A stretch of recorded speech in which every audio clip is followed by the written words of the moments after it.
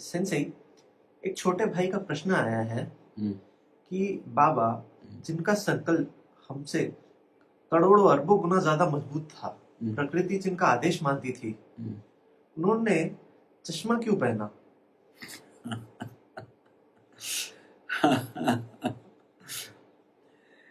थोड़े और विकास कीजिए तो स्पष्ट हो जाएगा कि कोई भी व्यक्ति, कोई भी महापुरुष, कोई भी दूरदर्शी व्यक्ति स्वयं के लाभ हेतु अपनी शक्तियों का दुरुपयोग कभी नहीं करता। गुरुदेव भी चश्मा पहनते हैं पढ़ने के लिए। वो गुरुदेव जिन्होंने कई अंधों को रोशनी दे दी, आंख दे दिया।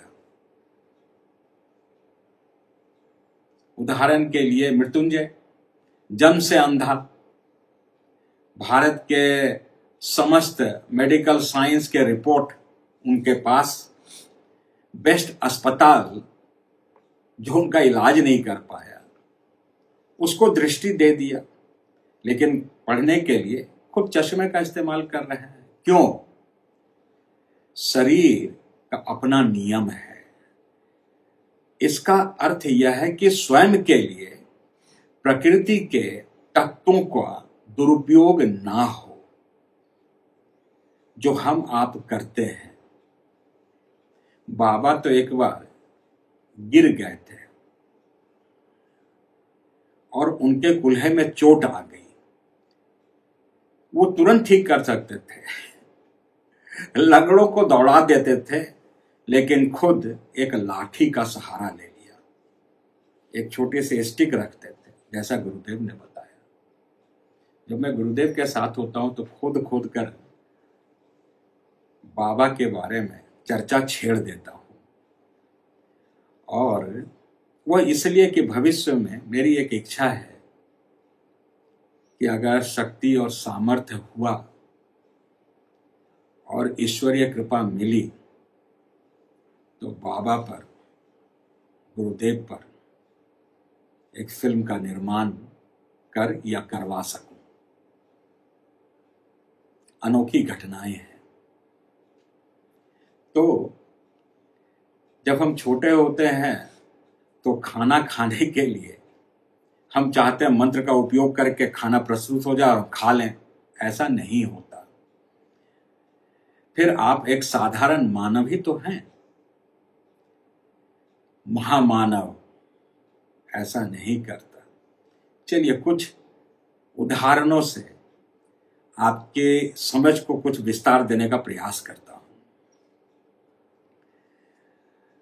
गुरुदेव से पहले जिस महागुरु के पास मैं था, जब वो साधना में लीन थे, हिमालय में 3 दिन से भूखे थे, एक माई आई, 2 रोटी दे गई बासी। वो रोटी का टुकड़ा और नमक तोड़ करके मुंह में डालने ही वाले थे कि 3 साधु आ गए। अलख निरंजन, बाबा भ्रमण कर रहा हूं, भोजन नहीं मिला। हमारे उन प्यारे गुरु ने अपनी थाली उधर सरका दी और अगले 7 दिनों तक पीड़ा में रहे। निस्वार्थ होना होता क्या है? निस्वार्थ का अर्थ ही है कि शक्तियों का दुरुपयोग किसी भी परिस्थिति में ना हो, किसी भी हालत में ना हो। बाबा जी महावतार, उनके शिष्य लाहिड़ी महाशय 19वीं शताब्दी में 1880 के आसपास वो जब दीक्षा देते थे, अगर कोई विवाहित होता था तो पति पत्नी समेत दीक्षा देते थे, उसके बगैर दीक्षा नहीं देते थे। और दीक्षा का शुल्क होता था 5 रुपए। अर्थात अगर उस 5 रुपए को आज के मूल्य पे मूल्यांकन करेंगे तो करीबन करीबन 10 लाख रुपए के आसपास बैठेगा। 8 से 10 लाख के आसपास यह शुल्क होता था। और उन्होंने 5,000 शिष्य बनाए, सभी एक से बढ़कर एक, और वह शुल्क को किनारे रख देते थे। बाबा जी महाअवतार अपनी मंडली से एक साधु को भेजते थे और वह फीस लेकर के जाता था, और वो उसी से सामान खरीदा जाता था जिससे बाकी सभी के खाने की व्यवस्था होती थी। ये कौन लोग कर रहे हैं? ये वो जो एक संकल्प से सोने का महल प्रकट कर दिया था, जो एक पहाड़ से दूसरे पहाड़ वायु में परिवर्तित होकर के वहां प्रकट होते हैं। वो जैसे जैसे आपकी समझ बढ़ेगी, साधना के आधार पर दूरदर्शिता आएगी, तो विषय की गहराइयों को आप समझ पाएंगे। तभी तो गुरुदेव ने 5वें लेवल के बाद एक ताला लगा रखा है। वो खुलेगी तभी जब आपकी समझ बढ़ी होगी। और महाविज्ञान चैनल के माध्यम से अलग अलग विषयों को, अलग अलग आयामों को अगर हम छूने का प्रयास कर रहे हैं, अगर वह प्रस्तुति आपके सामने आ रही है, तो सिर्फ इसीलिए कि आपकी समझ बढ़े, और समझ बढ़ करके आपकी उन शक्तियां जो आपके पास हैं, आपने अर्जित कर ली है, उसका सदुपयोग मानवता के लिए हो सके और भारतीय संस्कृति का पुनरुद्धार आप सभी साधकों के माध्यम से हो। यही तो बाबा की योजना है, यही मां की योजना है। यह योजना नहीं है कि एक महापुरुष आया, 2 घंटे भजन गाया, बस, और आप भी तर, वो भी तर, और आप अपने घर को। नहीं, यहां शक्तिशाली साधक तैयार किए जा रहे हैं। आप सभी तैयार किए जा रहे हैं, जो आप सभी भविष्य में मानवता को दिशा दिखा पाए। बस इतनी सी बात है।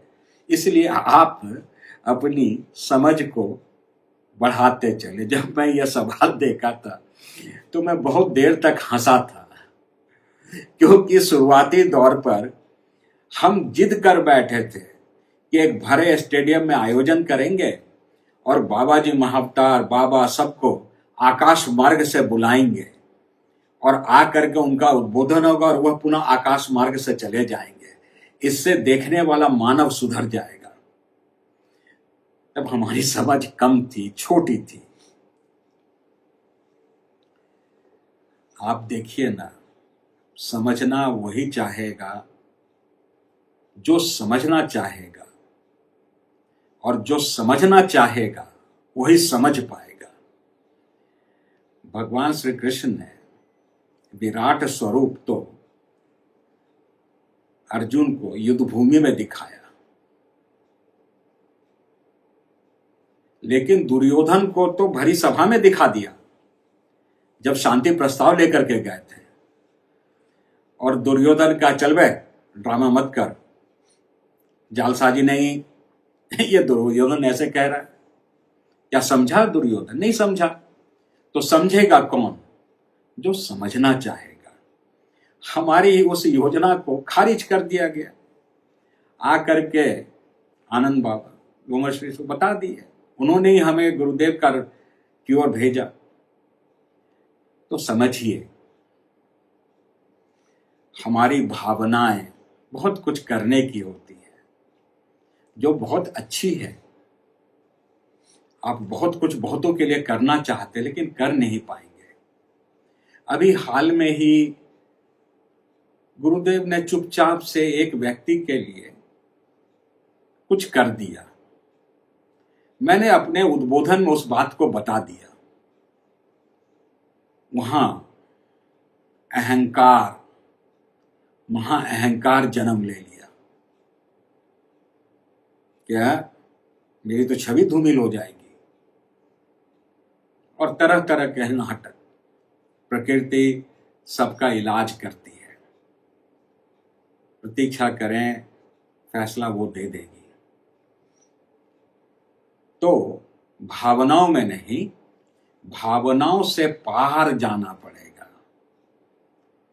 पहले भाव है, फिर अभाव है, और फिर भाव और अभाव से दोनों से पार है, वह साधक है।